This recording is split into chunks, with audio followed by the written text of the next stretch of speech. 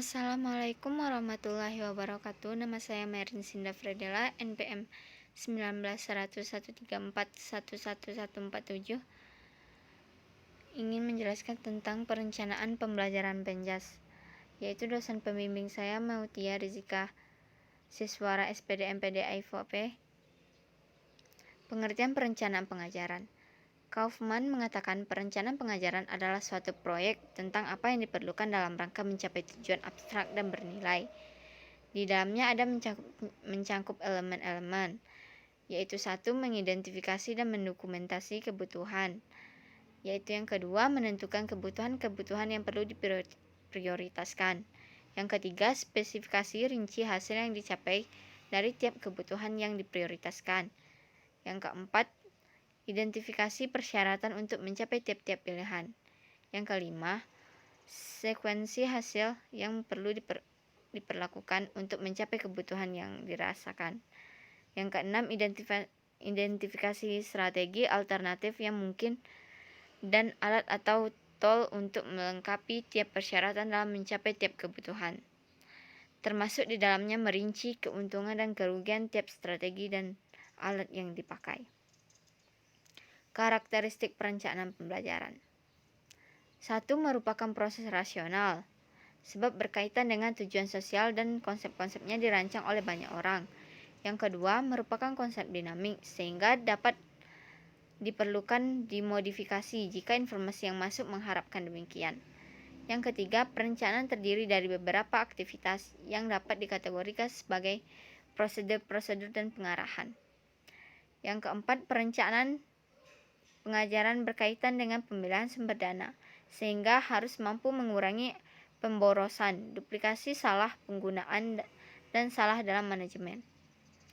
Konsep perencanaan pembelajaran. Disebutkan bahwa konsep perencanaan pembelajaran dapat dilihat dari berbagai sudut pandang, di antaranya 1. Perencanaan pembelajaran sebagai teknologi. 2. Perencanaan pembelajaran sebagai suatu sistem. 3. Perencanaan pembelajaran sebagai sebuah disiplin ilmu. 4. Perencanaan pembelajaran sebagai sebuah proses, dan yang terakhir, perencanaan pembelajaran sebagai suatu realitas. Manfaat perencanaan pembelajaran, yaitu 1. Sebagai petunjuk atau arah dalam melaksanakan kegiatan pembelajaran. 2. Sebagai pola dasar dalam mengatur tugas dan wewenang bagi setiap unsur yang terlibat dalam proses pembelajaran. Yang ketiga, sebagai alat ukur keefektifan kegiatan pembelajaran, sebagai bahan dasar penyusunan data untuk memperoleh keseimbangan kerja. Dan yang terakhir, untuk penghematan waktu, tenaga, biaya, alat. Perencanaan pengajaran mempunyai beberapa faktor yang mendukung tujuan pembelajaran tercapai. 1. Persiapan sebelum belajar atau sebelum mengajar. 2. Situasi ruangan dan letak sekolah dari jangkauan kendaraan umum. Yang ketiga, tingkat inteligensi siswa. Yang keempat, materi pembelajaran yang akan disampaikan. Pengertian pendidikan jasmani. Pendidikan jasmani merupakan satu proses seseorang sebagai individu maupun anggota masyarakat yang dilakukan secara sadar dan sistematik melalui berbagai kegiatan dalam rangka memperoleh kemampuan dan keterampilan jasmani, pertumbuhan kecerdasan, dan pembentukan watak. Pendidikan jasmani pada hakikatnya adalah proses pendidikan yang memanfaatkan aktivitas fisik untuk menghasilkan perubahan holistik dan kualitas individu, baik dalam fisik, mental, serta emosional.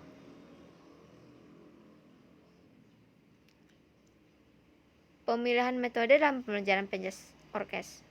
Metode dapat diartikan benar-benar sebagai metode, tetapi dapat pula diartikan sebagai model atau pendekatan pembelajaran, tergantung pada karakteristik pendekatan dan strategi yang dipilih. Karena itu, pendekatan pembelajaran dan metode yang diintegrasikan dalam satu kegiatan pembelajaran peserta didik.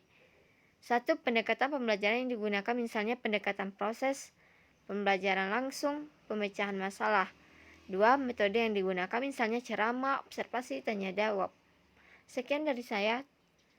Wassalamualaikum warahmatullahi wabarakatuh. Terima kasih.